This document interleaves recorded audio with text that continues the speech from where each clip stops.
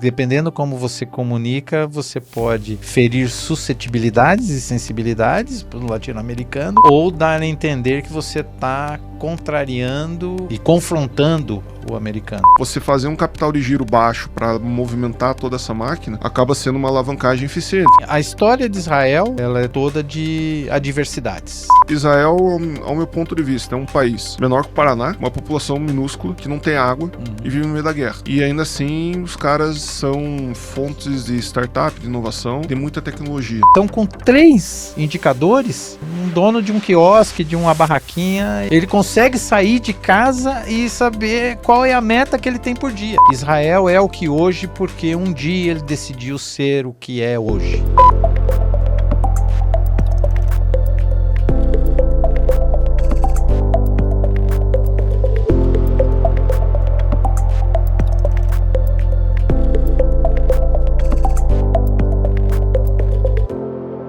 Fala pessoal, aqui quem tá falando é Mário Machado, sou o hoster aqui do Conexões IP, vim no interior do Paraná, podcast dedicado para falar a respeito de gestão empresarial, gestão corporativa, contratação, expansão, enfim, vários temas. E hoje eu venho trazer uma pessoa um pouco peculiar, porque ela não é do interior do Paraná, mas se disse enraizada, né, que é o Wellington Barreiros, né? Wellington, seja muito bem-vindo. Obrigado, Mário, estou aí à disposição para esse bate-papo, conversar aí sobre os assuntos que são interessantes e relevantes aí para a gestão. Legal. Wellington, você veio de São Paulo, né? Tá já há um bom tempo aqui no Paraná. O que te trouxe para cá, antes de tudo? Antes de tudo, foi um namoro que ficou sério. E aí, namorada, converso com a namorada. Você vem para São Paulo, eu vou para o Paraná. E aí, nessa de quem vai para onde, surgiu uma boa oportunidade de trabalho aqui na cidade, numa área que era da área de TI, que eu tenho a formação em TI, análise de sistemas. E aí deu certo a transferência e isso foi em 94, início de 1994. Então, desde lá já está aí praticamente 30 anos morando no Paraná. Ah, legal. E assim, Wellington, ia pedir para você contar um pouco da tua história, né, tua formação, tua carreira, e até comentar a respeito. Você é da área de sistemas. Sim. E hoje atua como CFO. Né? Exatamente. O que foi essa jornada?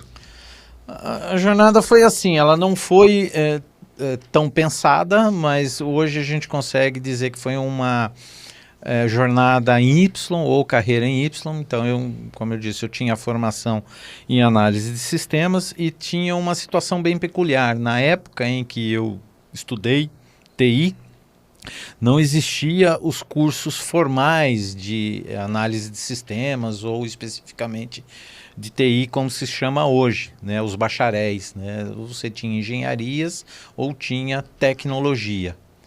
Então, eu fiz um bacharel em ciências contábeis, e justamente para ter um bacharel. E aí eu fui trabalhando nas empresas, fiz uma carreira clássica para a época de TI, estagiário, digitador, operador, programador de computadores, analista de sistemas, encarregado de CPD, gerente de CPD, né? Então eu fiz a carreira ascendente, clássica da área de TI, mas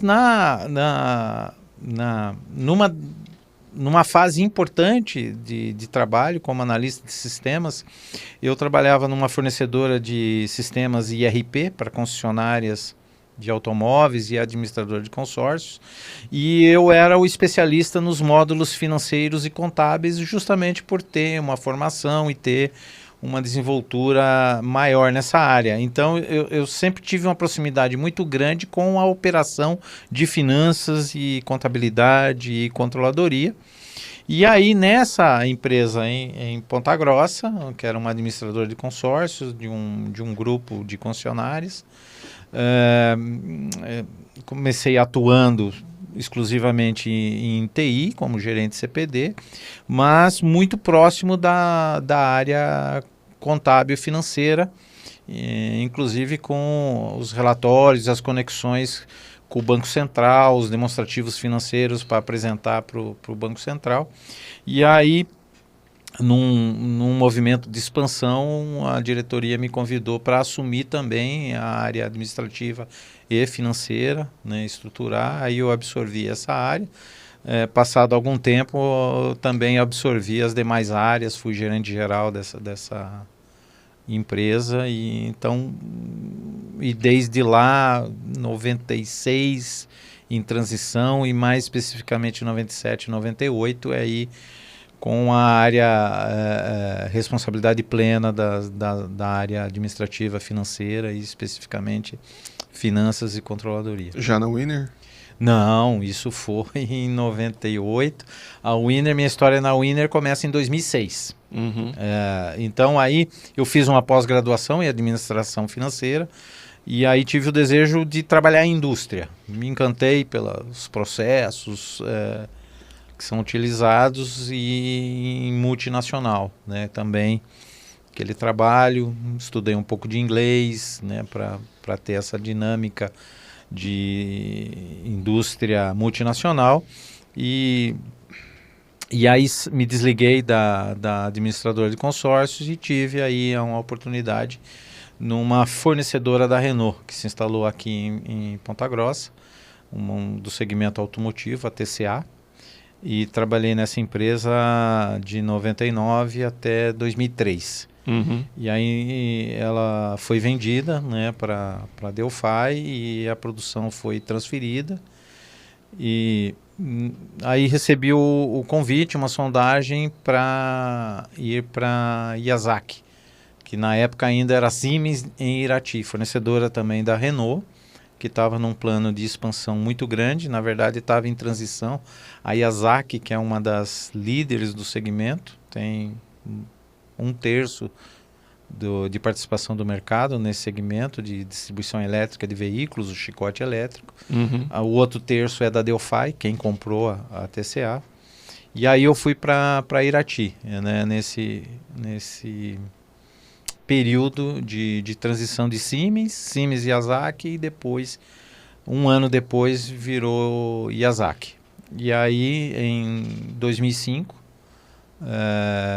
na reestruturação que a Yazaki fez na estrutura da Siemens Automotive, recebi o convite para assumir a área corporativa de planejamento financeiro e orçamentário em São Paulo, no escritório da presidência. Legal. Isso foi em 2006. E aí fiquei em 2005, final de 2005. E aí já lá em São Paulo, então eu voltei para São Paulo. Quis voltar por questões familiares. Na época meu pai não estava bem de saúde, veio até falecer no começo de 2006. Então achei que era além de ser um desafio profissional importante, também era uma forma de estar mais perto dele. Mas aí não quis ficar em São Paulo, né? Peguei uma época complicada em São Paulo, os ataques do PCC, né? Que fechou a cidade, tive que dormir no escritório duas noites. Foi bem traumático o período e falei, não, isso aqui... Ficava muito tempo no trânsito, né? 2 horas preso na marginal. Aquilo foi me angustiando demais. Também minha filha pequena, começou a ficar difícil levar para São Paulo. Aí eu quis voltar para o Paraná, né? Eu quis voltar a ser VIP novamente. Em 2006, aí comecei a buscar uma oportunidade para voltar para o Paraná.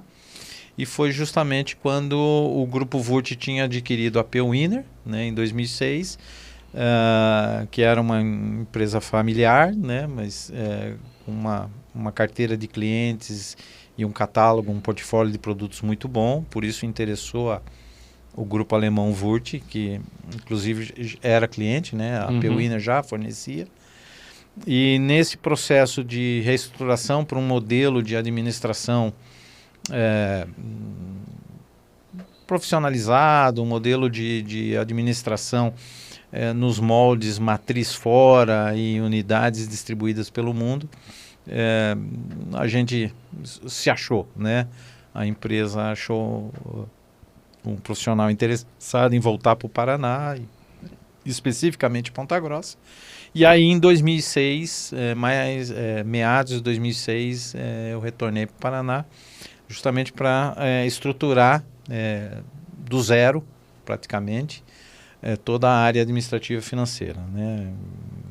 Refazer todos os modelos de demonstração, todos os modelos, desde plano de contas, adaptação de sistemas, elaboração dos controles, rotinas de reportes nos modelos, controle orçamentário que não tinha. Então, nesse curto de setembro até dezembro foi um trabalho bem intenso em 2006. E desde então aí a gente vem acompanhando o crescimento, né, da empresa, a estruturação, né.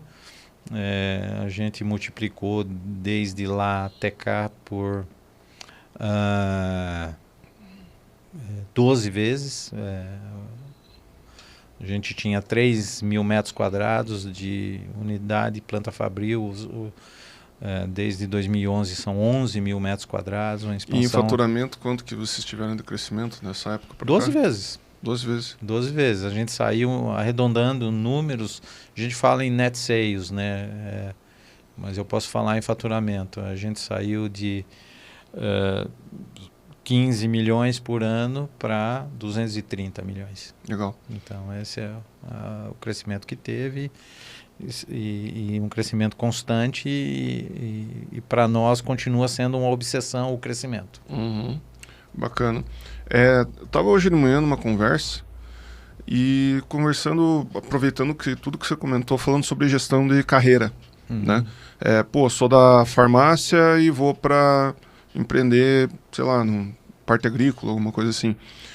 Você teve mudanças muito significativas durante a tua carreira. Essas mudanças, elas foram programadas ou elas foram ao acaso? Até um determinado momento, elas foram almejadas de forma muito leve. Aí, a partir de um determinado momento, aí sim eu estabeleci algumas metas. Então, assim, eu queria ser gerente antes dos 30, diretor antes dos 40 e C-level antes dos 50. Uhum. Então, para isso, determinou alguns passos, tanto de aprendizado, de cursos, de formações complementares e também um interesse e uma curiosidade para aprender muito das áreas, né? Isso foi vamos dizer, a parte programada e trabalhada. Antes disso, na área de TI, eu sonhava ter uma carreira de TI como tive. E o que me ajudou muito, tanto agora, mas principalmente antes, foi a curiosidade. Eu sempre fui muito curioso com tudo. Uhum. Aquele menino que queria saber como funcionavam as coisas, de desmontar. Tudo bem que quase nunca conseguia montar de volta. E voltar estragava o computador. Estragava o computador, mas assim, muito curioso. E curioso para saber tudo, né? De assuntos, de história, de tudo. E isso foi me levando a adquirir mais conhecimento, mais habilidades e principalmente me aprofundar na área financeira também. Uhum. Né? Então, assim, até eu assumir a área administrativa financeira, até então meu interesse era a área de tecnologia. E ali, de certa forma natural, mas almejando crescer nessa área. Então, não foi uma coisa assim, digamos, acordei de manhã, eu quero ser gerente de TI porque eu quero alguma coisa. Uhum. Ela foi natural. E aí, quando eu fiz a pós-graduação, né, porque aí eu já estava na administradora de consórcios e estava assumindo também a parte financeira, eu tive interesse de me aprofundar, melhorar, ter mais conhecimento e olhar melhor para a área. E aí sim eu falei assim, não, então agora eu quero trabalhar especificamente na área de controladoria, numa multinacional. Quantos anos tinha? Eu tinha 27 para 28 anos, por aí, porque foi em 99, já tinha 30 anos. Tá. Então, assim, hoje você atua como CFO. Sim. E quais pastas que você tem aí junto com você hoje? Sim, as principais de finanças, que aí a gente pode dividir em, podemos dizer, 3 áreas, né? Que é a tesouraria, o financeiro clássico, né? Contas a pagar, receber, caixa e bancos, né? Essas atividades de tesouraria. E aí 2 outras grandes áreas, que é a controladoria, que também tem a contabilidade e controle orçamentário, e aí o tributário.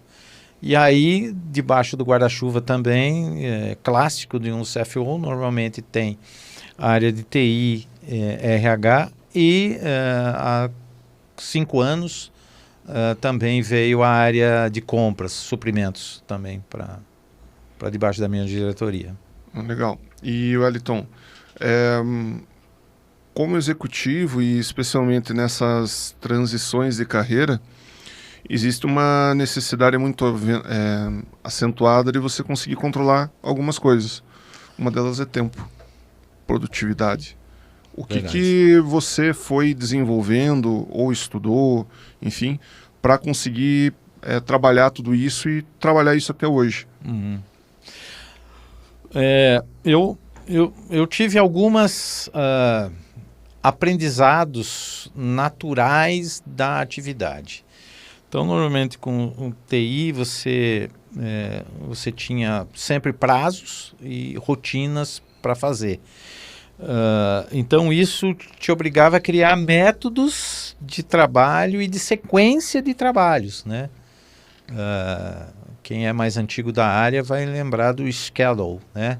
Você tem um calendário, digamos assim, né? De atividades que você tem que cumprir. Então isso naturalmente vai te obrigando a organizar a sua rotina, porque em alguns momentos do dia e da tua atividade você tinha que rodar. E a área de TI, hoje, o usuário faz muita coisa. Lá nos anos 90, e final dos anos 80 e começo dos anos 90, tudo era mais centralizado. Por isso que existia o digitador, o operador, né, de computador, que ele operava o computador para fazer algumas atividades. Fora isso, na área financeira também você vai tendo que se organizar também para cumprir prazos de obrigações e criar métodos para que você tenha a gestão dos recursos da empresa, financeiro. Então, tudo isso forçosamente traz a necessidade de você organizar o trabalho, né, nesse processo. Então, a produtividade, na minha visão, ela está muito relacionada a como você organiza o seu trabalho, né, evidentemente. Se você só trabalhar naquilo que aparece, fica refém daquilo, a tua produtividade não funciona. Porque algumas coisas que surgem, você pode ou delegar, ou agendar, ou algumas vezes até adiar. Diferente de procrastinar, né? É a matriz Eisenhower que fala isso. Exatamente. Perfeito. Né? Então, quer dizer, isso até um determinado momento foi intuitivo, mas a gente vai crescendo na carreira, vai criando mais responsabilidades, mais atividades, mais decisões. Então você tem que criar aí rotinas e estudar algumas metodologias que te ajudam nisso, né? Me lembrei agora até de um livro que eu li há muito tempo atrás, que foi libertador. Eu não me lembro os autores, chama Organize-se. É um livro já esgotado, muito antigo, porque até hoje um pouco ainda as pessoas falam, que mesa bagunçada, né? Porque eu de tempos em tempos eu tenho que dar uma arrumada, porque eu vou ali deixando as coisas, né? E isso, uma época, me incomodava muito, né? Porque eu via pessoas com as mesas bem organizadas, né? E aí eu lembrava da minha mãe, né? Minha mãe, a casa sempre arrumada, tudo guardadinho, tudo mais. Mas aí você perguntava, mãe, onde está tal coisa? Eu falei assim, meu filho, eu guardei, mas não sei onde, né? Então aí eu fui aprendendo que arrumado não significa estar organizado. E ele estar visualmente acessível não significa que está bagunçado. E o livro me ajudou isso a identificar quais são os perfis de organização. Então o livro fala lá vários métodos. Tem o tudo para dentro e o tudo para fora. E tem outros lá. Mas eu sou o tudo para fora. Então eu tenho quadro de aviso. Tem que ter as coisas à vista, né? À vista, exatamente. Então te ajuda a organizar nessa metodologia, ter menos gavetas, ter mais quadros visuais, usar com qualidade o post-it. Então, assim, o que era intuitivo, você ao longo do tempo vai estabelecendo métodos de organização e de trabalho, que às vezes pode ser simplesmente uma lista de afazeres, lista de tarefas, lista de to-do, né? Que é o básico e já dá um efeito extraordinário. Você anotar que tem aquela tarefa e ali... E matando, né? E matando. Legal.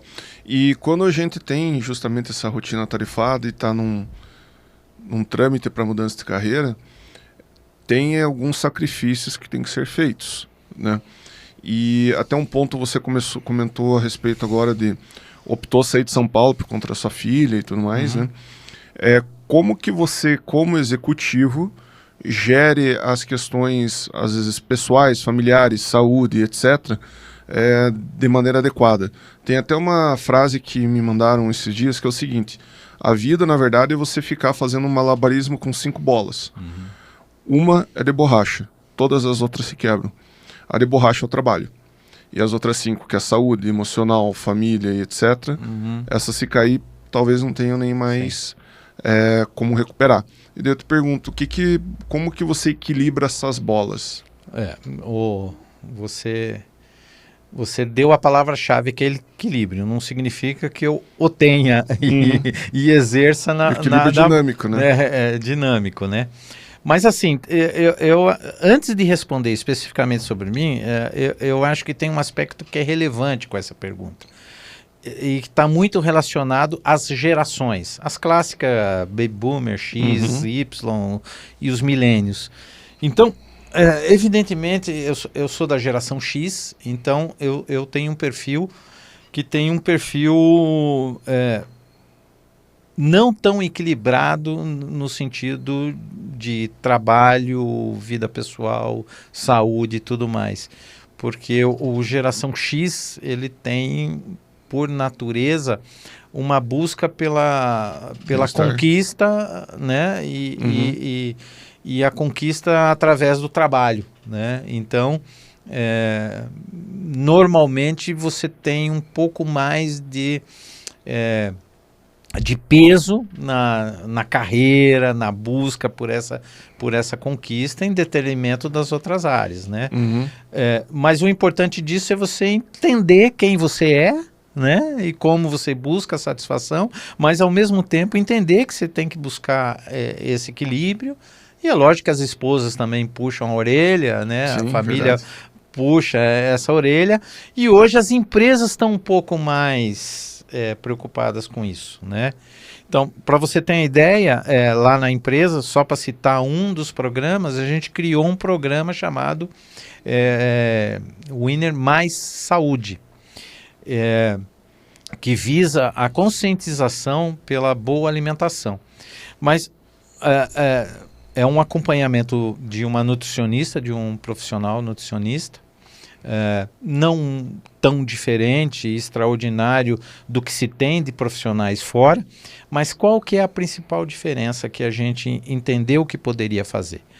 Que trazer o nível de conscientização com relação à boa saúde, começando pela alimentação, integrando isso com algum efeito no próprio restaurante da empresa e proporcionando para o funcionário que aderir ao programa, que ele tenha esse atendimento não como um convênio, que ele tenha que negociar a saída dele num horário que o chefe deixe, que o chefe não deixe.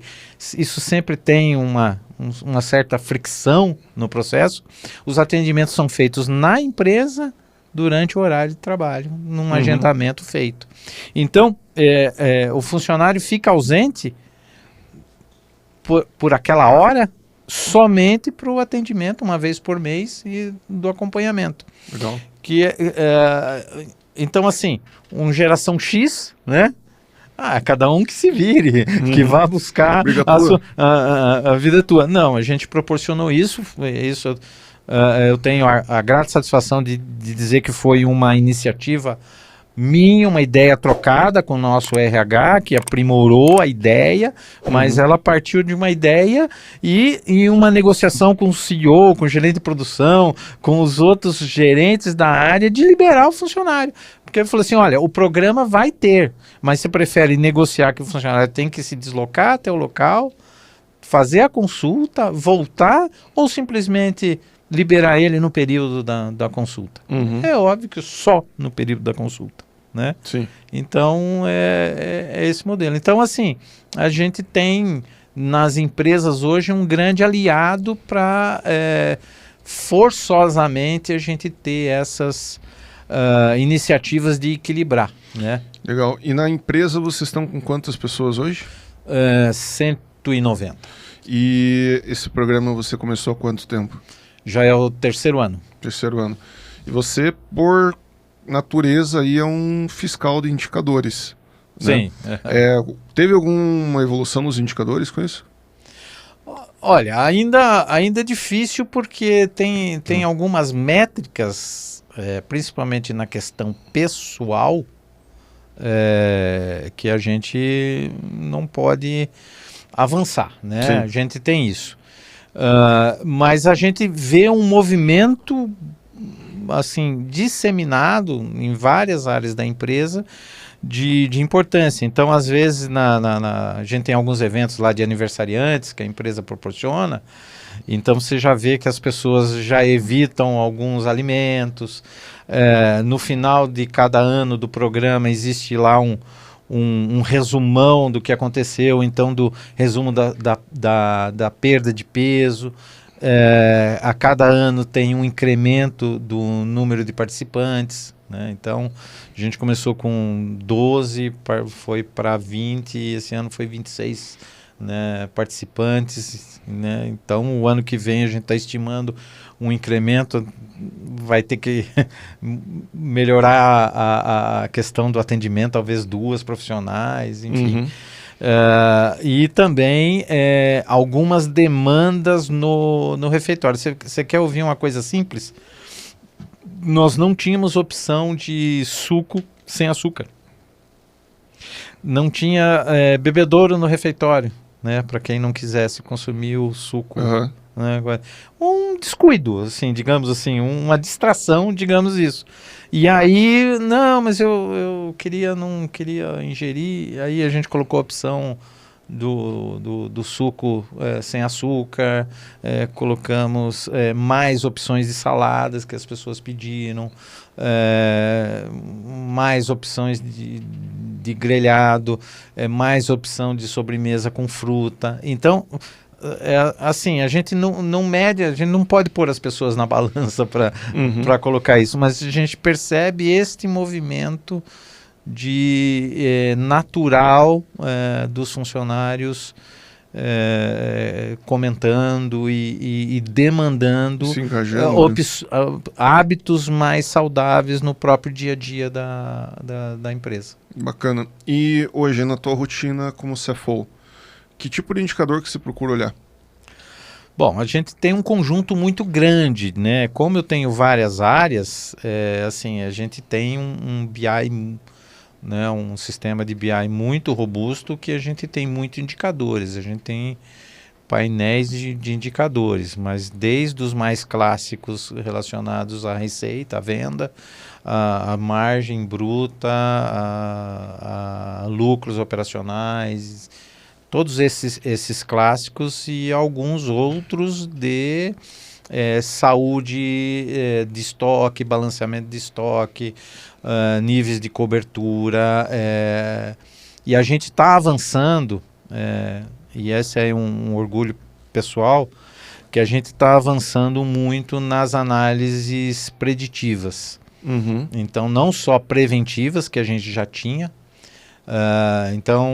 Eu vou citar um só que é uma coisa que tem pouco por aí. Eu até fiz mestrado recentemente e mostrei lá para a turma. E a gente tem um professor de marketing e finanças.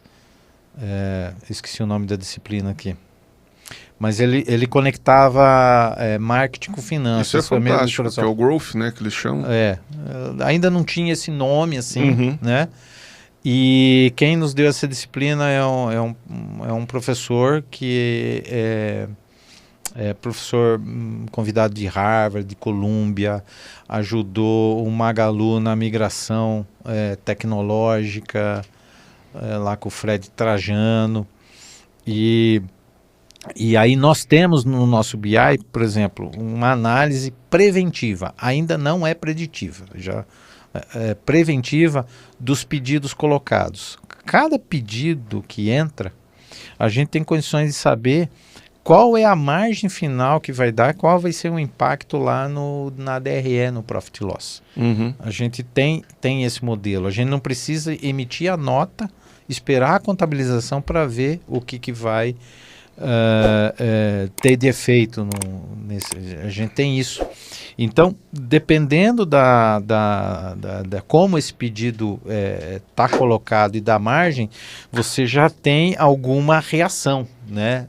Ou na matéria-prima, ou de uma renegociação com o cliente, ou um indicativo de que aquelas margens estão caindo e você já precisa iniciar ou uma troca de fornecedor, uma otimização de linha, ou uma otimização de aquisição, ou mesmo muitas vezes uma renegociação de preço de venda com o cliente. Uhum. A gente quer para esse ano a gente está criando um núcleo de inteligência artificial e a gente vai trabalhar com análises preditivas fortemente, né? É um dos eixos do nosso núcleo, que a gente quer criar uma matriz de sensibilidade que a partir de sinais macroeconômicos, né, você já tenha uma indicação preditiva de que menos vendas, na margem. aumento de... No nosso caso, na margem. Mais ou menos como as companhias aéreas têm, que isso já é um modelo que eles utilizam, dependendo quanto é o preço do petróleo, do que eles vendem da aviação, como está o câmbio, ele já tem qual é o efeito no custo por quilômetro IPK, né? Uhum. Acho que é índice por quilômetro voado lá. Qual é o efeito que isso dá lá na margem do bilhete vendido para aquele determinado trecho. E é isso que a gente está querendo. Então a gente tem muito indicador, Mário. Tem até mais do que a gente precisa cá entre nós, né? Mas assim, diariamente a gente tem aqueles indicadores aqueles dashboards, né, cockpits de uma linha só. Mas eu costumo dizer assim, então, principalmente quem tem um negócio pequeno, é empreendedor, até nas aulas de pós-graduação que a gente dá, eu faço um exercício que com 3 indicadores você tem a análise do seu negócio, que é o ticket médio, a margem de contribuição, né, e o seu custo fixo. Com esses 3 números, você consegue prever se sua empresa vai dar dinheiro ou quanto você precisa vender, quantas vendas você precisa efetuar, quantos clientes você precisa atender para o teu negócio dar dinheiro. Ticket médio, margem de contribuição, e aí a margem de contribuição é um conceito industrial, que são todos os custos variáveis, né? Diluído na venda, né?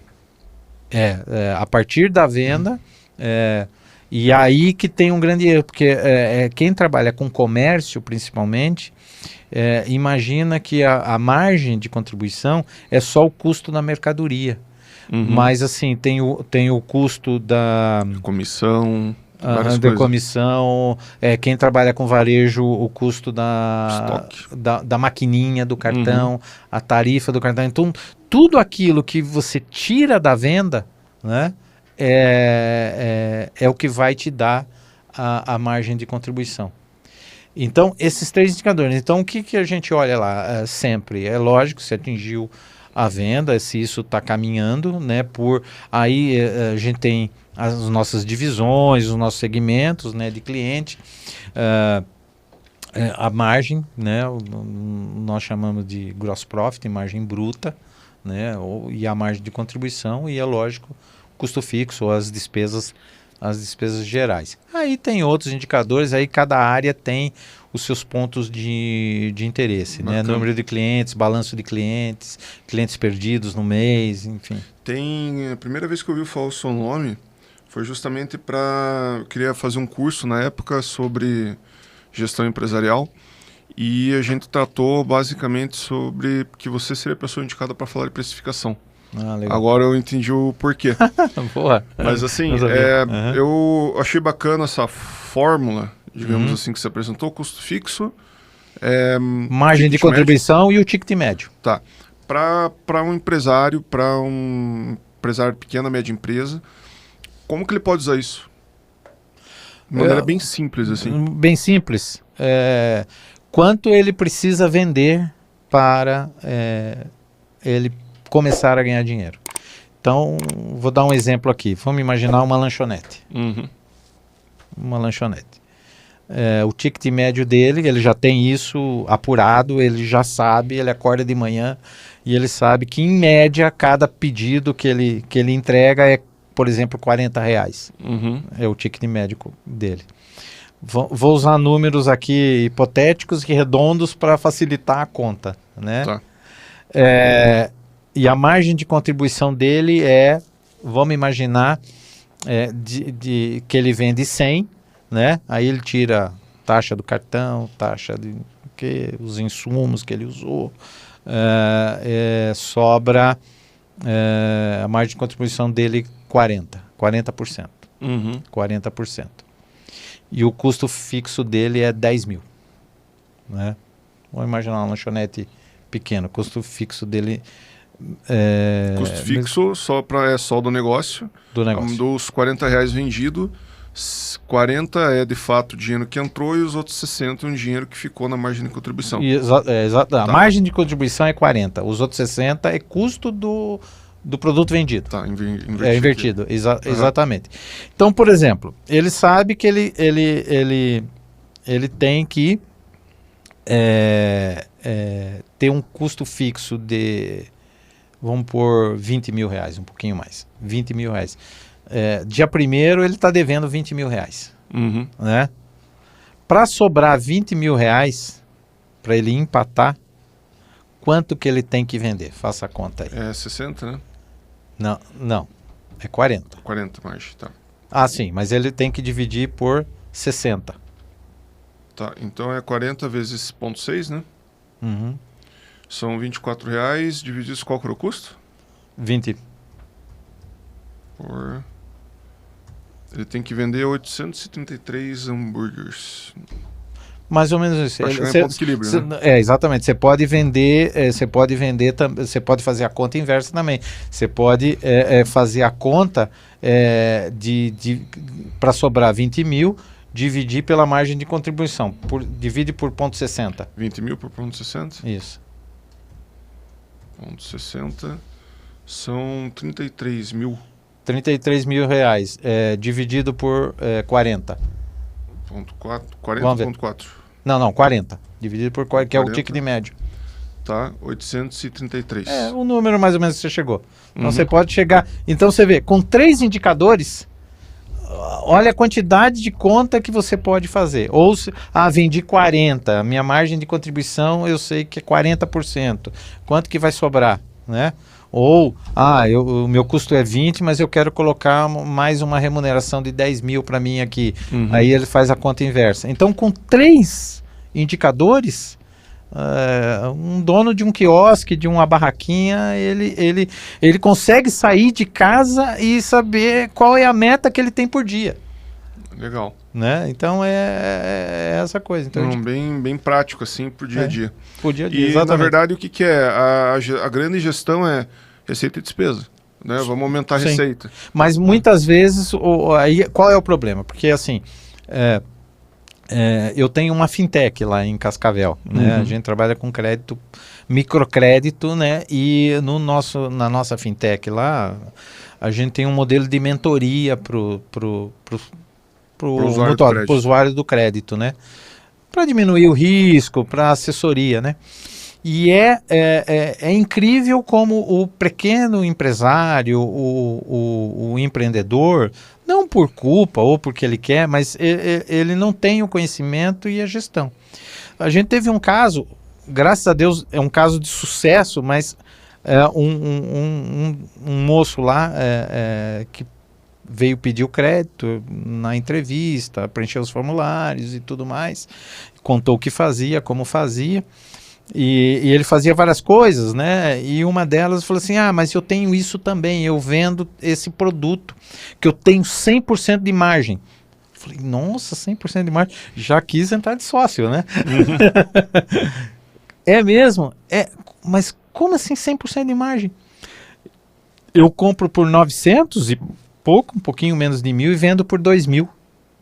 Não, então você não tem 100% de margem, você tem 50% de margem bruta. Não, é 100%. Eu compro por 1.000, vendo por 2.000. Não, você vende por 2.000 e te custa 1.000. É 50%. Aí ele falou assim.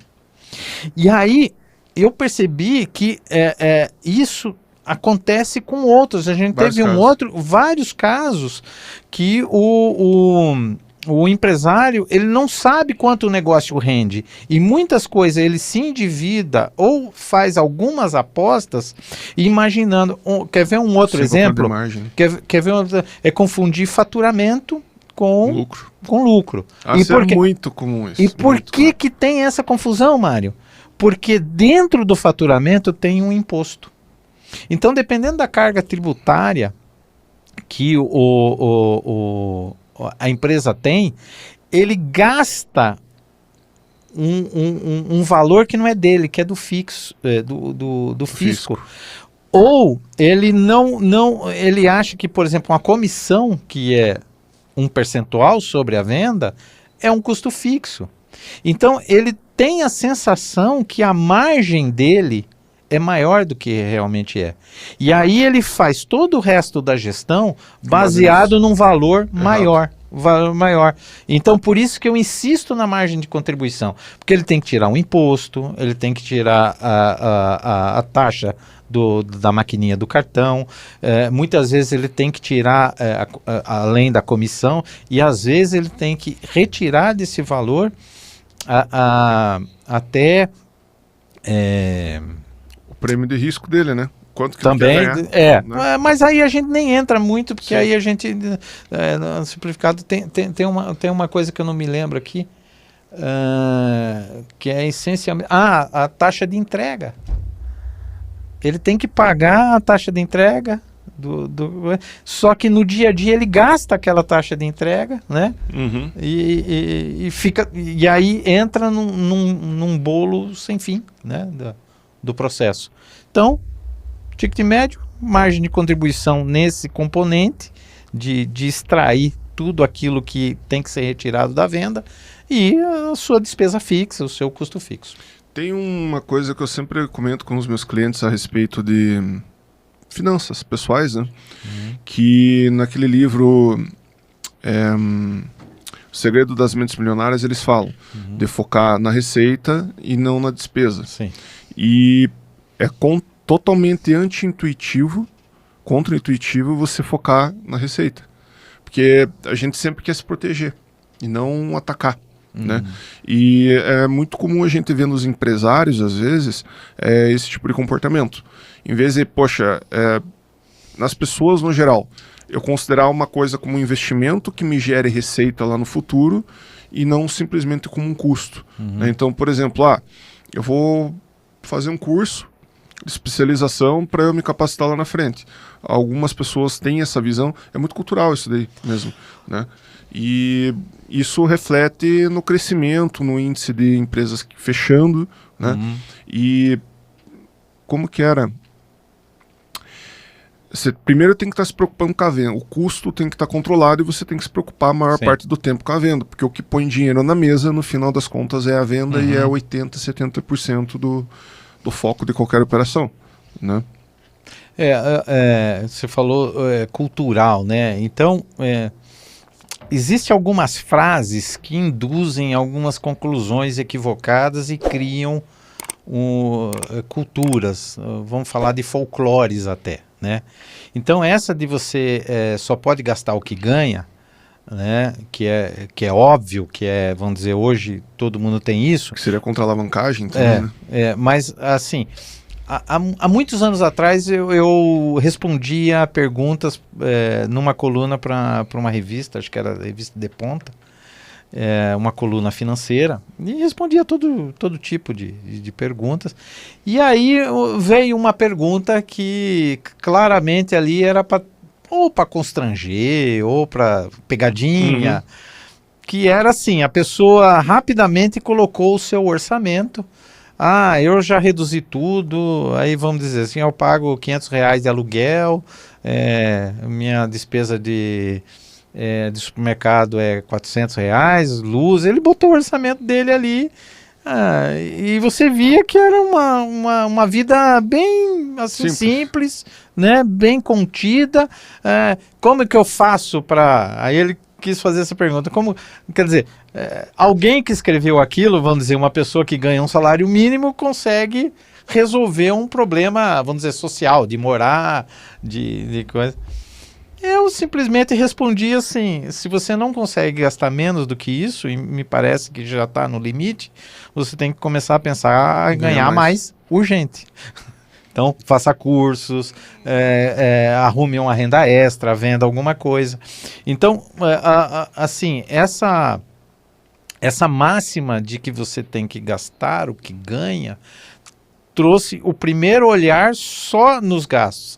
E chega uma hora que você tem, ou por decisão, ou por satisfação, você não quer eliminar alguns gastos, né? Aliás, eu até acho que alguns gastos não são bons e não são eles que fazem a grande diferença. Você tem que avaliar se assim sua renda ela está de fato adequada àquele gasto que você quer ter, e principalmente se você está capaz de aumentar a sua renda. Então, vou colocar duas situações. Uma vez estava trabalhando num local lá, chegou um cara bem humilde assim, ficou vendo que eu trabalhava com finanças, perguntou assim, poxa, eu tenho 2, 3 filhos, né? A minha esposa não trabalha porque ele deu os motivos pessoais dele, né? E eu tenho 2 trabalhos e tô querendo economizar no arroz. Mais ou menos nessa situação. Daí a gente fica naquela situação, tipo, indo para essa questão do contra-intuitivo. Eu vou continuar economizando, põe a esposa para trabalhar. Essa era uma situação, né? E para você ver como às vezes a gente não foca na ideia da receita. Você fica focando na despesa. E um outro ponto aqui que eu queria comentar com você é quando a gente pensa em alavancagem. Ou os gastos, como você falou. Então tem gastos que eles são necessários justamente para você manter a qualidade de vida a ponto de você continuar produzindo. Na empresa, por exemplo, o plano que vocês fizeram ali de alimentação, pode ser que reduza o turnover, faça com que as pessoas se preocupem mais no trabalho, porque não estão dormindo às vezes, e automaticamente isso acaba alterando na margem, né? Então é bem interessante isso. Um outro ponto que é interessante pensar é a alavancagem. Falando recentemente com uma empresa, 200 milhões de faturamento, né? Porque eu não tomo crédito. Legal, cresce bem, dentro às vezes do mercado de varejo, se manteve muito provavelmente por conta disso, porque existe uma alavancagem grande no varejo. Só que quando você faz uma alavancagem adequada, né, e entram alguns pontos como, por exemplo, capital de giro. Conversando com ele assim, Mário, se eu comprar um estoque de 10 milhões, eu vendo. Só que eu não consigo vender porque me falta capital de giro. Daí eu perguntei para ele, para cada R$1 vendido, quanto você precisa de capital de giro? Em centavos ou em reais? Não sei. E daí volta aquela questão. Tendo esses indicadores na mão e conseguindo tomar crédito, e o crédito para tomar aqueles 10 milhões para ele ia ser uma coisa perto de 8% ano, que é barato, né? Você fazer um capital de giro baixo para movimentar toda essa máquina acaba sendo uma alavancagem eficiente, como eu falei para ele, desde que você controle o teu percentual de endividamento e respeite isso, que é o que a gente acaba não vendo em muitas das empresas que quebram, né? Porque não fazem o resto da conta, ou compra todo estoque e não consegue vender, que é bem comum também. Tudo é uma questão de equilíbrio, né? Tanto é que o balanço não tem esse nome à toa, é o balance, né? É o equilíbrio, é o balanceamento. Então, assim, o endividamento ele não é um mal em si. Eu vou responder isso dando um exemplo didático também da nossa fintech lá. A gente também foi abordado por um proponente, né? Um proponente a tomar um crédito, porque ele precisava de um capital giro de R$15 mil. Um microcrédito, né, que a gente opera de R$15 mil. Aí ali nos formulários, na entrevista, né, que a gente faz, na mentoria, mas por que você precisa de R$15 mil? Quanto que você vende por mês? Aí eu vendo. Aí ele olhou lá, falei, não, tá errado, porque às vezes eu tiro nota lá com o meu outro colega para não estourar o MEI e eu não sei o quê. Não, mas não tá fechando essa conta. Aí aperta um pouquinho e falou assim, não, porque 15 mil é minha despesa mensal, que eu preciso para viver, e aí eu fico nisso e tal. Falou assim, então isso não é capital de giro. Isso é a sua necessidade de despesa. Aí eu tive que explicar para ele que capital de giro, didaticamente, tecnicamente, não é bem assim. Como que você explicaria didaticamente agora? Didaticamente eu explico agora que assim, capital de giro é aquele dinheiro que você precisa para você vender mais. E para você de vender maneira mais. bem rudimentar, como que eu tenho essa breve noção, como o exemplo que eu dei, para cada R$1 vendido... Aí vai depender da estrutura de capital, Vamos para a de como hamburgueria que a vende. gente estava falando. Uma hamburgueria. Da hamburgueria, vamos usar aqui quantos hambúrgueres ele vende por mês, digamos assim, quanto desses insumos ele tem que comprar à vista e esperar o cartão de crédito pagar ele é essa a diferença. Então, por exemplo, vamos dar um exemplo, ele vende 40 mil por mês, desses 40 mil... a margem de contribuição dele vamos dizer, 20 mil, vamos arredondar aqui, 20 mil. Então ele tem 20 mil que ele tem que gastar com insumo, né? E desses 20 mil, ele só tem crédito para 5. 15 mil ele tem que comprar para pagar à vista, que é o tomate, o alface, sei lá, a carne lá no açougue, ele não tem prazo para isso. Então, ele precisa de 15 mil, por exemplo. Se eu colocar em outras palavras, se eu compro à vista, compro 100 à vista e vendo 150 a prazo, o capital de giro, no fim das contas, é o prazo de eu receber esses 100 mil porque eu vou receber lá em 30 dias. Isso. Esse é o capital de giro. Basicamente isso. Aí tem umas questões técnicas de ciclo financeiro, ciclo operacional, que para cada empresa você pode fazer esse desenho e ter esse número mais acurado. Mas assim, para você aí que tem um pequeno negócio, né? Você precisa exigir mais do seu contador. Diga, isso ninguém faz, né? O contador peça não quer ser contador, exigido, não quer ser exigido, mas assim, você faz essa conta por diferença, né? Até eu receber esse valor é 30 dias, ou eu vendo parcelado em 3 vezes, então na média é 60. Aí é multiplicado por 2, né? Então você faz a conta por diferença. E mais o teu custo fixo, digamos assim, né? 20 mil. Então, legal. É isso. Acho que é difícil achar esse tipo de informação clara. Claro, né? Exatamente. Então, assim, o que eu sempre faço nas aulas, e eu aprendi muito isso nas mentorias da nossa fintech, porque a pessoa vinha com uma prática com erro, né? Com erro, quando falou, não, você não está calculando bem isso. Não, mas é assim. Aí ele vê uns vídeos no YouTube, ele acha, ele falou assim, cara, você não tem condições de manter esse cálculo aqui, você não tem estrutura tecnológica para você apurar isso aqui. Vamos pelas diferenças, vamos aí, quanto você vende, vamos somar aqui, quanto que sobra. Começa por aí e começa a exigir do teu contador alguma coisa um pouco mais precisa. Não precisa ser sofisticada, pode ser simples, Mário. Ele só precisa ser preciso. E esse é o problema, porque normalmente tanto o microempresário como os contadores, eles estão com uma preocupação maior para pagar a guia do imposto, ou recolher e calcular a folha. Não usa a contabilidade ou minimamente os apontamentos, os registros, para auxiliar nessa gestão. Então ele fica, né? E aí ele vai para o gerente do banco, né?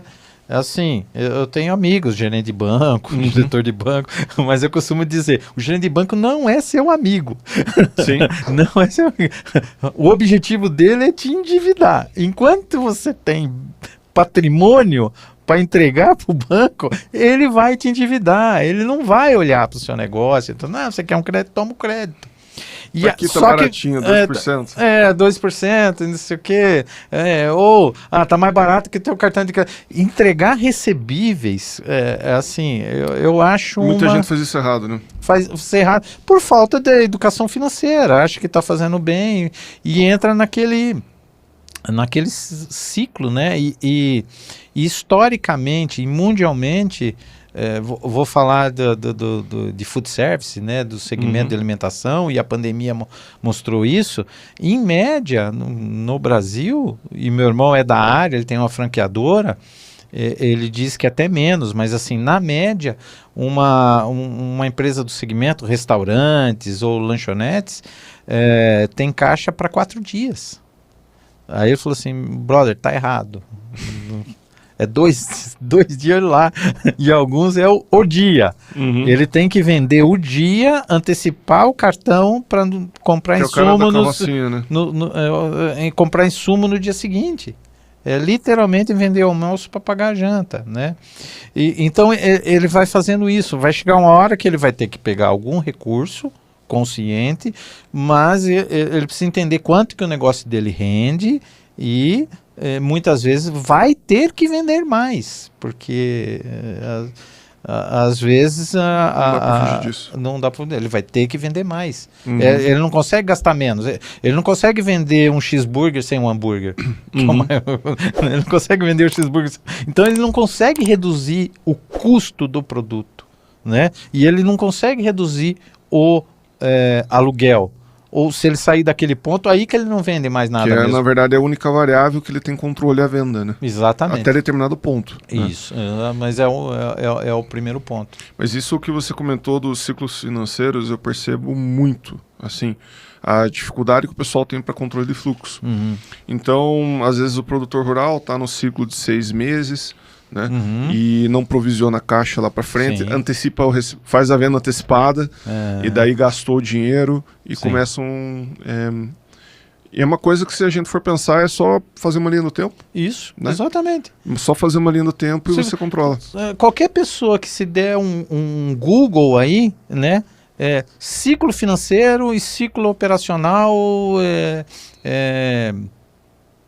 ele já aparece essas linhas do tempo onde está um e está outro e o ciclo total, né?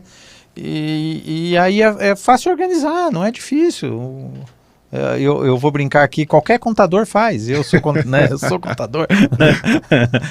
E, Wellington, me conta uma coisa, você fez aí recentemente, não sei se posso dizer recentemente, mas uma excursão para Israel, né? E eu vou dar a palavra para você falar um pouco a respeito, até um pouco da cultura que você já comentou a respeito, formação, né?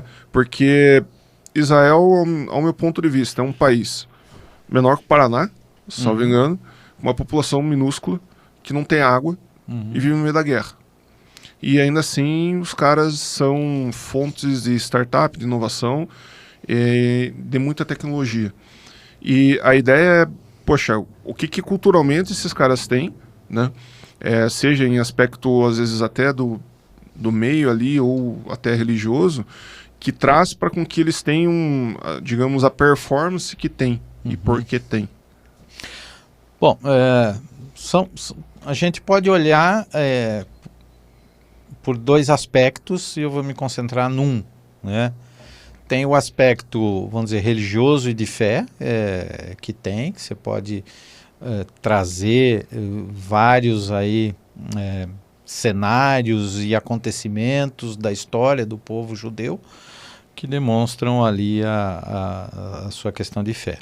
Mas mesmo que a gente não olhe a questão de fé, você tem os aspectos históricos, né, e geopolíticos que os trouxeram até aqui, né. Assim, a história de Israel, ela é toda de adversidades, né, não só questão de clima geográfico e de político, e também do entorno, né, geopolítico do entorno. É uma área muito antiga, tem relatos arqueológicos e achados desde a era do bronze, que é lá 3.000 a 2.800 anos antes de Cristo. Então nós temos aí uma região que é habitada há mais de 4.000 anos, quase 5.000 anos. E ela é toda permeada por conflitos, né? Por povos de perto e de longe, né? Então ela já foi dominada por babilônios, persas, passou, o Alexandre o Grande passou por lá, depois os romanos, depois os cruzados, né, na Idade Média. Aí teve uma dominação árabe, né, que é onde foi construído o Domo da Rocha, né, aquela eles chamam de mesquita, mas não é uma mesquita, a mesquita está do lado de Al-Aqsa, que é aquele cúpula dourada, né? E depois romanos que tiveram por ali. Enfim, alguns estudiosos dizem que a região foi dominada, reconquistada 52 vezes, sitiada inúmeras vezes, enfim. Então a diversidade sempre fez parte da história da formação de Israel. Nós tivemos lá uma missão empresarial, né, um grupo aqui de Ponta Grossa, formado com pessoas de vários interesses. Então a gente foi visitar principalmente o ecossistema de inovação lá. Então a gente teve uma agenda intensa, e a gente teve 2 dias de turismo, mas não porque simplesmente era turismo, porque é sexta-feira à tarde, né, o Shabat e o sábado, na escola, mas a gente tava, meio que botaram a gente para fora, ó, aqui não vai funcionar nada. Então a gente passou mais de uma semana, 9 dias, foram 11 dias no total, visitando vários locais, instituições, órgãos públicos, universidades, empresas, conjuntos empresariais que eles chamam zonas industriais, órgãos governamentais. Fomos recebidos no Ministério das Relações Exteriores, enfim, assuntos muito, interesses muito diversos, mas algumas coisas a gente claramente percebeu em Israel. Israel é o que hoje porque um dia ele decidiu ser o que é hoje. Então o movimento sionista, isso a gente não aprendeu lá, foi de pesquisa depois, porque o meu interesse era, assim, o que faz o israelense ser tão inovador? Porque a gente tem um ambiente lá de apoio, de venture capital, né, de financiamento público, privado, fundos de investimento, multinacionais que vão para lá justamente para ter os trabalhadores, os engenheiros muito bem formados e também formados no exército, que é uma grande fonte de inovação do país. Então, meu interesse é como a gente quer trabalhar na empresa de forma mais inovadora, assim, tudo bem, a gente tem uma infraestrutura, a gente tem equipamentos, a gente tem recurso para disponibilizar, a gente pode contratar pessoas, a gente pode fazer um monte de coisa, como tem muitas iniciativas aqui no Brasil, aqui em Ponta Grossa, trabalhando a inovação. Tem agência de inovação de Ponta Grossa, né? A Tônia Manzani foi conosco lá, com interesses também mais direcionados a isso, mas para mim ficava essa dúvida: o que faz o israelense ser inovador, né? Então a primeira conclusão que eu cheguei é assim: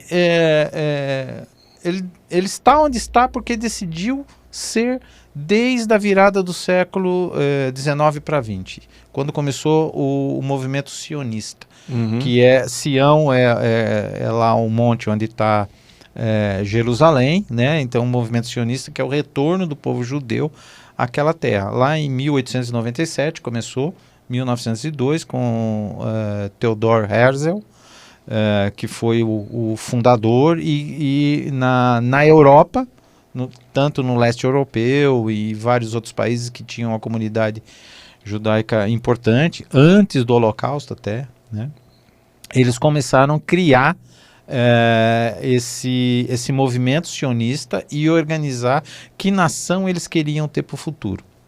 E aí começa a construção de um ideal não só de religioso, de retorno do povo à sua terra ancestral, religiosa, mas uma terra em que eles criassem um país que tivesse algumas características, e as características de bem-estar social através da educação e da inovação.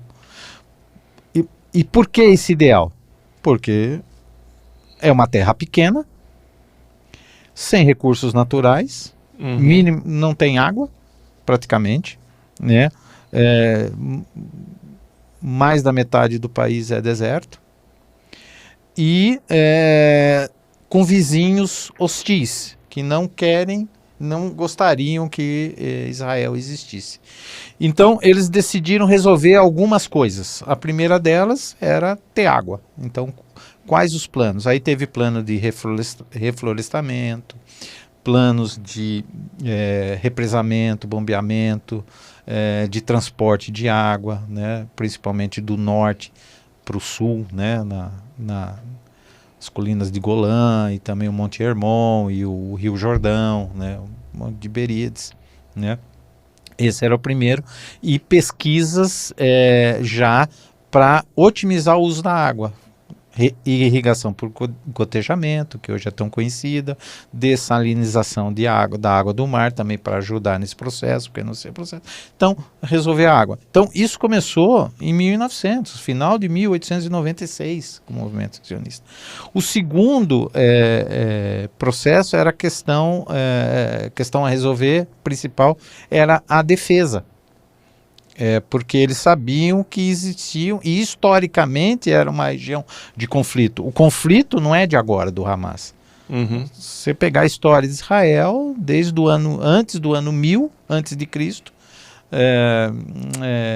Jerusalém era sitiada e outras regiões com guerras entre os povos, conquistas tribais, né? Então eles sabiam, aí na era moderna, que você tinha a Liga Árabe, que era contra esse movimento. Esse é o primeiro. E o terceiro era que a produção de alimentos, ou a produção industrial, ou qualquer outra coisa de indústria, ia ser muito difícil. Primeiro, falta de espaço. Segundo, de recursos, né? Então, eles teriam que vencer a partir da educação. Eles tinham que vender conhecimento. O Technion, que é como se fosse o MIT de lá, e a Universidade Hebraica de Jerusalém e outras universidades, os fundamentos delas foram lançados na virada do século, em 1900, e inaugurados em 1912, 1920, né? Então você veja, antes da criação oficial do Estado, né? Então, assim, a resposta, assim, num primeiro momento, se começa a encontrar. Houve uma decisão do povo judeu, que estava em diáspora, que chama, que eles estavam espalhados, né? Desde o ano 135, quando os romanos os expulsaram da região. Então eles, até 1948, com a criação oficial do Estado de Israel, foram 1.800, quase 1.900 anos, quase 2 milênios. Eles estavam fora da terra deles. E eles voltaram com as suas tradições religiosas, mas principalmente eles decidiram voltar e resolver esses 3 itens, né? E aí, essa jornada, essa caminhada de construir tudo isso, e a diversidade, né, para fazer essa construção, foi moldando uma sociedade muito resiliente. Uma sociedade que ela sofria e ainda sofre ataques desde sempre, e que tinham que resolver as coisas por si mesmo, se levantar e encontrar apoio em si, em primeiro lugar, e depois de alguma nação amiga que foi dando apoio, né? Que nesse caso o mais forte ainda é os Estados Unidos, né? E como que você vê, por exemplo, diante de tanta dificuldade, o que são valores que você identificou como formadores desse tipo de cultura? A gente quando a gente pensa às vezes em democracia, em capitalismo, socialismo, talvez o grande dilema que tem é sobre liberdade, né? Ou eu tenho centralização ou eu tenho liberdade e pulverização. Como que você viu isso lá? Isso interfere também nas gestões políticas também, né? Total. Embora a gente vê traços muito fortes de uma cultura socialista em Israel, e a ocupação de Israel, porque Israel não chegou lá e falou assim, eu vou aqui ocupar essa terra. O movimento sionista criou um fundo para comprar terras. E aí as terras foram compradas dos árabes, dos turco-otomanos, foi sendo comprado ao longo do tempo, e se criou os kibbutz, que eram aquelas fazendas coletivas, né, de trabalho e para colonização e produção de alimentos, que é o modelo, digamos assim, eles falam que é o socialismo que deu certo, mais ou menos, né? é uma cooperativa, socialismo. Então, embora em Israel a gente vê muito assim na política, tem lá o Partido Trabalhista, né? Tem a direita que agora está no poder, mas mesmo com esses traços socialistas, uma coisa é muito forte lá, é muito forte, que é o interesse coletivo prevalece sobre o individual. Uhum.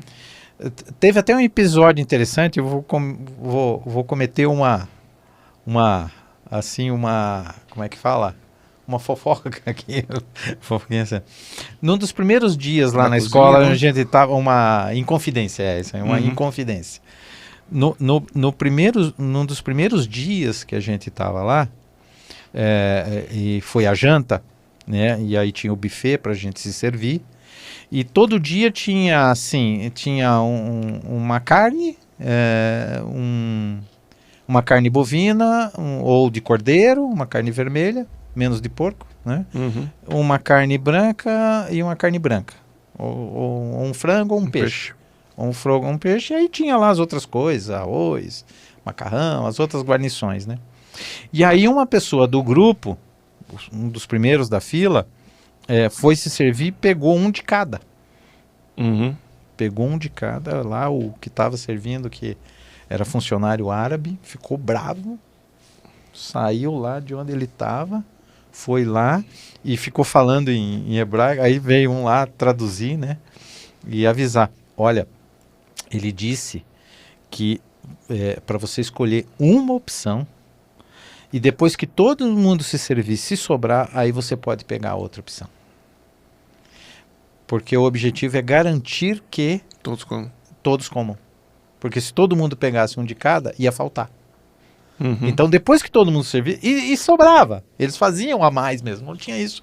Mas, assim, e você vai nos lugares e você percebe claramente esse em muitas coisas. Eu estou dando o exemplo do buffet, que é um exemplo didático que ilustra muito isso. O coletivo prevalece. Então, eles foram para lá, os pioneiros que foram nesse começo, com o intuito de construir uma nação, e o movimento sionista foi com o objetivo de criar uma nação. Por isso que o exército ele é tão respeitado e querido pela população, porque é uma atividade que protege a todos. Uhum. Né? É um problema aí agora com o Hamas, né? Mas o objetivo é que o coletivo tenha essa prevalência. Outra característica muito clara, assim, que assim, um olhar um pouquinho mais atento percebe, é a autonomia, a autogestão. Né? A autogestão. Então, assim, você está andando na rua no dia de folga, que é o Shabat, no sábado à noite, já começa na sexta à noite. Você anda na rua, eu tirei até foto, tenho uma foto disso. Jovens que estão servindo exército, rapazes e moças, que é obrigatório. Uhum. Obrigatório o masculino, né, o rapaz 3 anos e a moça 2 anos de serviço militar, e ele escolhe lá as áreas. E na folga, eles vão com a metralhadorinha deles lá, o fuzil, né? Eu vi muita M14 lá, né? E tá municiada, né? Então ele tá de folga, ele vai beber cerveja, vai pro pub, vai... metralhadorazinha assim embaixo. Mas ele tá andando na rua e brincando e conversando e tira foto com todo mundo. Então, assim, jovens entre 18 e 21 anos, andando na rua, entra no bar para tomar com uma metralhadora, e senta no bar e toma sua cerveja e vai para casa, né? Uhum. Você quer mais autocontrole e autonomia do que isso? A gente não vê casos de violência ou de que brigou com a namorada e metralhou a namorada. Não tem esse, né? Então, assim, a autogestão, como você vê olhos nus no processo. andando na rua, e esse é um exemplo claro. E a gente vê em vários outros. Você vai numa loja, né? Quem atende embala, quem te serve cobra. Tá todo mundo Pega aquelas categorias, né? fazendo a sua parte, seu nível de responsabilidade, e ninguém incomodando o outro nessa parte, porque cada um tem o seu nível de responsabilidade. E isso a gente percebe também nos lugares que a gente visitou, no mundo corporativo, que os projetos funcionam, que os cronogramas andam, que, enfim, que tudo isso. Então, assim, para resumir, características presentes muito claras da sociedade israelense. O coletivo prevalece sobre o individual, evidentemente a resiliência pelas adversidades e a autonomia, né, e a autogestão. E aí, a minha conclusão, por que o israelense é tão inovador? Eu concluí, na minha observação, que a autonomia. Eu inclusive, formulei um acróstico chamado LIA. LIA é o nome da minha mãe, né? Né? Então, eles têm o que a gente chama de LIA, que é liberdade de pensamentos, autonomia de conclusões, independência de conclusões e autonomia de decisões. Então, assim, um jovem de 20 anos com uma metralhadora municiada, ele tem que ter muita autonomia de tomar uma decisão onde ele usa tomando cerveja de folga ou em combate. Essa é a coisa. Quando a gente está em diagramas empresariais, eles falam muito de autonomia e alinhamento. Sim. Né? Então, quanto mais alinhamento a pessoa tiver, mais autonomia ela tem. Sim. E de tudo que você relatou, se eu penso numa cultura americana, o que eu estou pensando? Que nós somos extremamente emocionais para as tomadas de decisão, né? Altamente centralizadores, porque a gente desconfia de tudo do amiguinho, né? E como que você, pegando aí um pouco da tua bagagem, para implementar isso dentro de um negócio, né? Para entender, vamos supor, você não pega tanto direto a questão num departamento de vendas, né? O departamento de vendas geralmente é um negócio altamente individualista, né? E a gente tem essa competitividade inata aqui, que às vezes passa do saudável. O que você vê que dá para, ou alguma forma de implementar essa cultura que você viu lá, né? Nos modelos tradicionais que a gente tem aqui hoje? Existe na cultura latina, e principalmente latino-americana, uma cultura, e isso está nas empresas. As empresas, elas são estratos da sociedade. Então, o brasileiro, ele é muito relacional, né?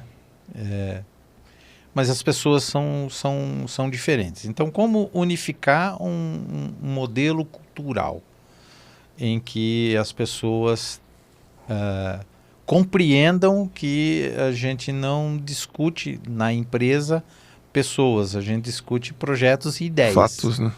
Projetos, ideias, ou fatos, ou realidade. Então, assim, é uma construção, é uma jornada.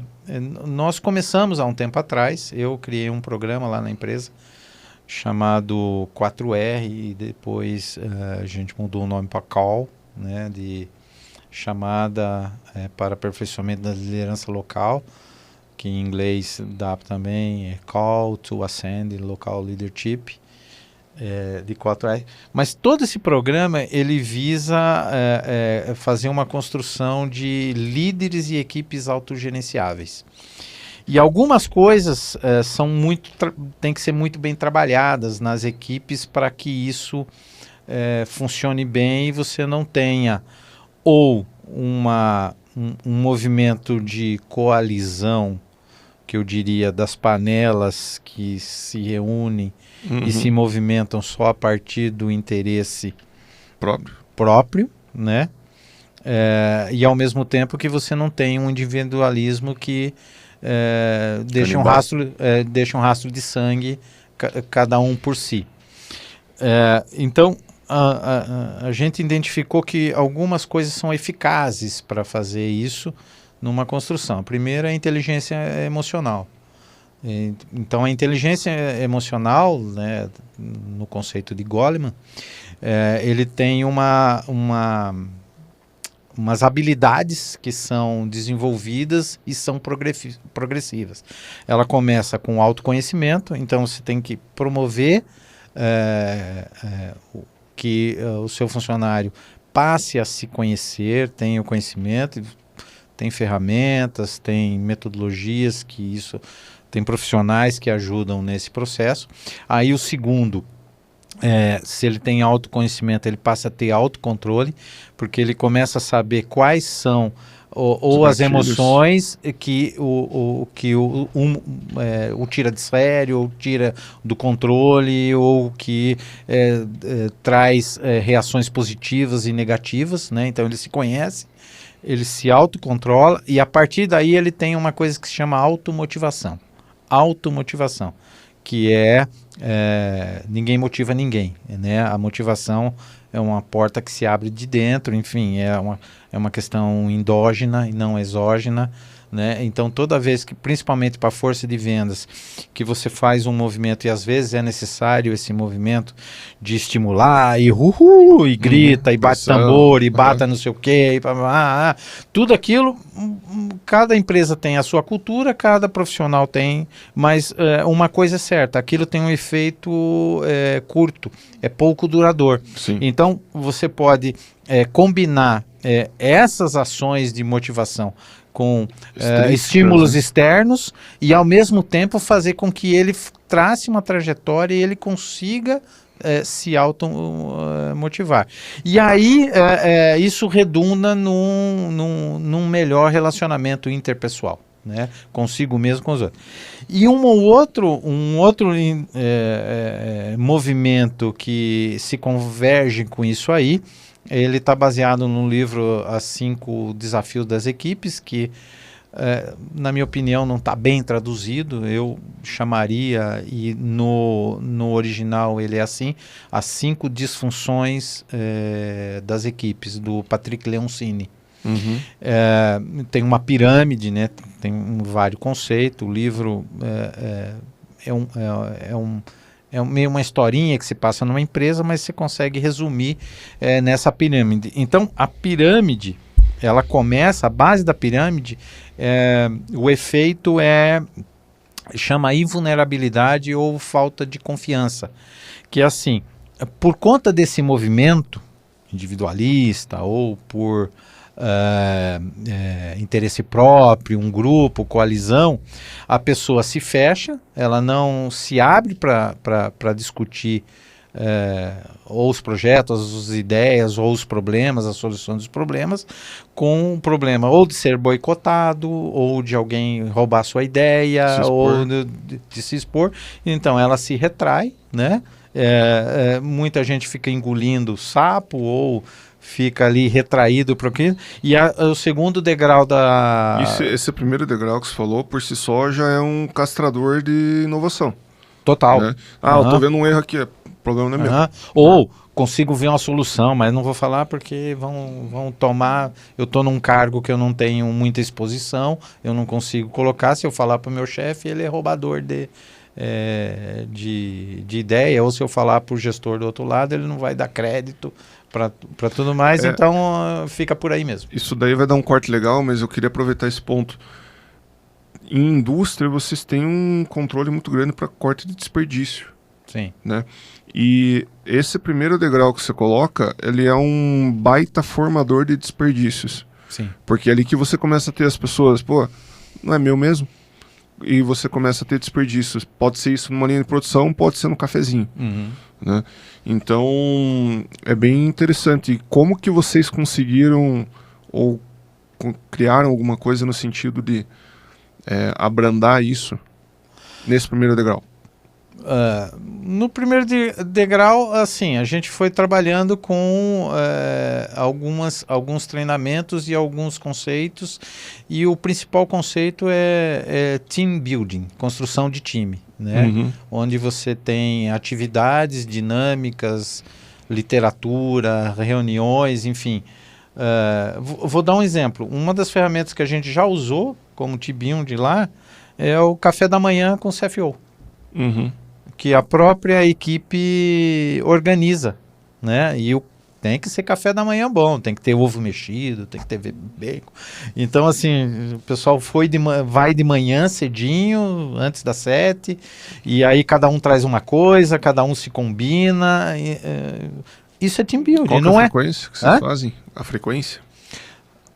Já foi bimestral, já foi trimestral e tá trimestral, né? Uhum. Então, assim, às vezes a gente acha que o team building é só fazer rafting, ir acampar, ir lá e ter que matar a Sobreviver na galinha. Sobreviver na selva. Sobreviver na selva. Então, uma coisa extremamente simples. Um café da manhã organizado pela própria equipe.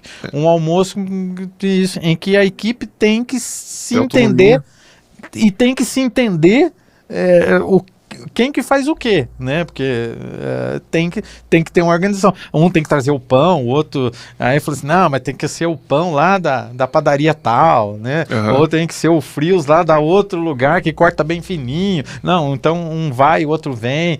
Aí eu falei assim, mas eu uso a van, ela chega às 8 horas. Não, então a gente tem que se organizar nas caronas, um passa para outro. Então você vê... às vezes 10 pessoas, 15 pessoas, 20 pessoas já faz um movimento de aproximação tão grande num café da manhã, né?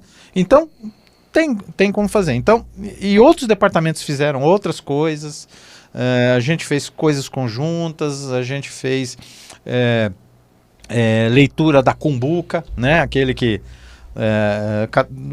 cada encontro lê um capítulo e a pessoa sorteada lá no nome na cumbuca tem que falar.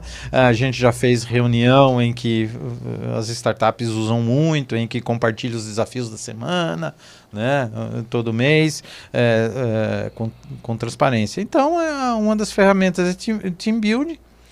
E isso, vamos dizer, quando você não elimina esse primeiro degrau, ele desdobra no segundo degrau, que é a falsa harmonia. Ou medo do conflito. Não do conflito no sentido de briga, mas no sentido de discutir uma ideia. Não, se eu falar, não vai dar. Então, tá todo mundo em paz, mas a empresa não cresce, a empresa não evolui, não inova, não traz soluções otimizadas para os problemas, porque não tem essa confiança mútua em compartilhar a solução de um problema. E aí depois tem desinteresse, aí acaba tendo outros desdobramentos que acabam chegando mais no nível acima do estratégico, né? Mas na base, se você não resolve isso na base, você não consegue. E isso, na minha opinião, não é top-down. Top-down no sentido da decisão em fazer, né? E a coragem também de eliminar isso, porque tem muita liderança, e eu falo liderança nível de CEO, que a gente conhece, e já tem relatos que querem todo mundo em paz e obediente, né? Uhum. Que não quer questionamento e tudo mais, mas também chega uma hora que você não vai ter soluções para problemas se você não tem essa autonomia de pensamento, essa liberdade de ter conclusões, né? E trazer soluções. Então, você determinar o que o outro pensa, o que o outro faz, é cômodo no sentido de você não ter incômodo, né? De ter sob seu controle. Mas você não vai ter um ambiente de crescimento e aprendizado aí. Legal. E Wellington, para a gente sintetizar aí o que a gente falou, dos 3 indicadores, tem a questão também dos ciclos financeiros, da autonomia e do team building. Acredito que esses foram talvez os pontos principais que a gente tratou. O que você... Como que você sintetizaria tudo isso? Quanto tempo eu tenho? Como que tá o cronômetro? Não, tá. Você vai editar, né? Isso aí. Então faz a pergunta de novo, vai. Como que você sintetizaria do que a gente falou? Os 3 indicadores financeiros, ciclo financeiro operacional, team building e a questão da autonomia. Eu resumiria em coragem da liderança em implementar tudo isso. Porque você tem que ter coragem e transparência de demonstrar os números, os indicadores, ou quem não é líder, ter a coragem de olhar para dentro de si e ter esses números e às vezes se assustar, né? Ou às vezes tem empresário que até sabe, mas melhor não ver para não tomar susto. Então é essa coragem para olhar isso. Depois você tem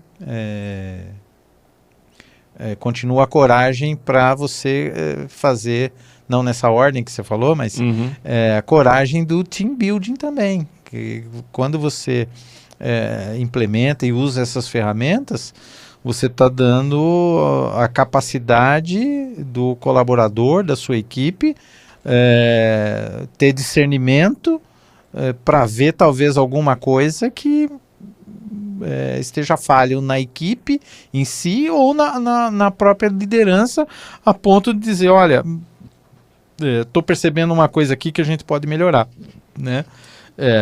E evidentemente também você tem que ter um trabalho, uma coragem de educar, né, e de treinar a comunicação disso. Você falou de Israel, né? Talvez uma das falhas de Israel nessa cultura maravilhosa que eles têm é a comunicação. Como o israelense sempre foi muito direto, o alemão também tem essa cultura direta de comunicação, às vezes você pode ser incompreendido, principalmente considerando que o latino-americano ele é mais emocional, né? E o americano ele é mais, digamos, não gosta de ser contrariado, né? Então, dependendo como você comunica, você pode ferir suscetibilidades e sensibilidades para o latino-americano, ou dar a entender que você está contrariando e confrontando o americano. E eu acho que a comunidade internacional hoje colhe esse efeito com Israel. Israel sempre teve uma comunicação mais rústica e bruta, né? Então, talvez uma certa incompreensão pelo modelo de comunicação. Então, a comunicação é um item relevante. Eu até acho que, no meu caso, também é um ponto de melhoria que eu tenho que cuidar com a minha equipe, porque às vezes eu solto muito direto, a pessoa, né? Calma, eu só perguntei, não, e eu só respondi. Mas aí a pessoa entende. Então, essas coragens, elas são necessárias, né? Porque o intelecto pode conhecer, né? A história do chá, né? Conhecimento, habilidades e atitude.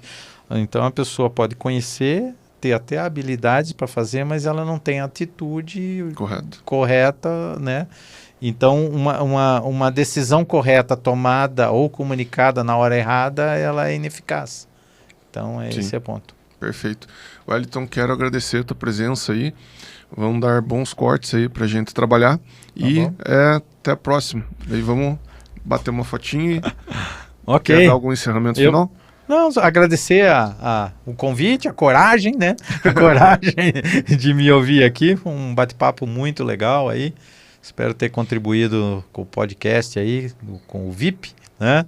vou me considerar um VIP Interior, agora, né? E ficamos à disposição para algum tema mais direto, mais específico que queira explorar e for da nossa possibilidade de contribuir. Maravilha. Obrigado, Wellington. Então, abraço.